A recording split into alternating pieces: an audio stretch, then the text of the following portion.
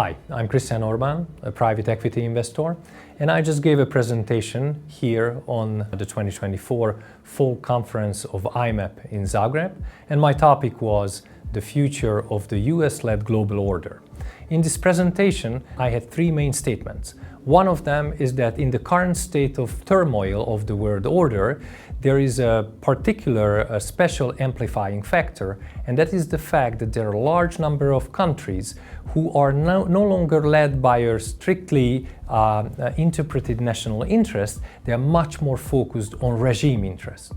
My second point was that the United States is fast approaching a situation where its key decision makers are focusing mostly on their perceived domestic enemies versus their perceived foreign enemies, that there is an increasing emphasis of winning what they perceive the existential conflict within the country, even at the expense of pursuing the national interest.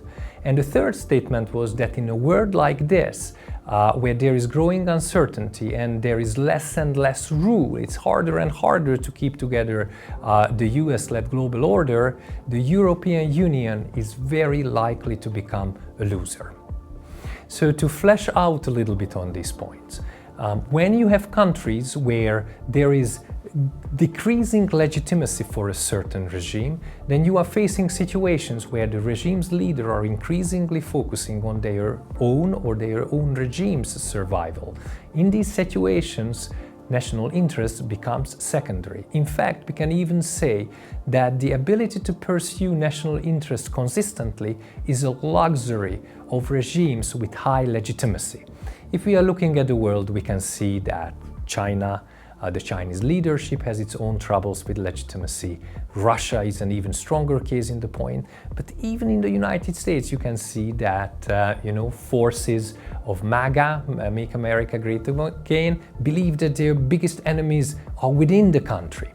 And then you have parties in Europe, notably in France and Germany, who have a very similar view of the situation. And this has led to the second point, and the second point was that this particular problem can be very, very acutely felt now that the US presidential election is fast approaching. And in this situation, all the countries who sort of try to follow this US-led rule-based global order, they are having two scenarios, one for the victory of one side and the other for the victory of the other side. That is definitely not a way to maintain a strictly rule-based order in the future. So there is more and more difficulty in maintaining this order. And the third point is related to the European Union.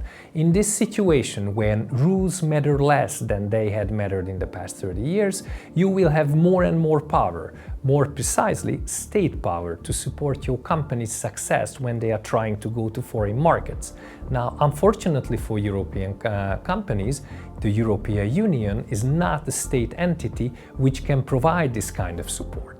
Moreover, the countries which are in Europe, they are incomparably smaller than the United States or China. So the individual countries cannot provide that kind of high-level support. And the third point is that the largest countries in the European Union, notably Germany and France, are currently undergoing significant political turmoil, so their companies cannot expect such a support from them. So all in all, we are in a very special situation when the old US global rule-based order is crumbling. The United States itself, the whole guarantor of this order, is in internal turmoil, and we cannot expect this to change until the US can put its own body politic in order and eliminate the most important internal cleavages in the country.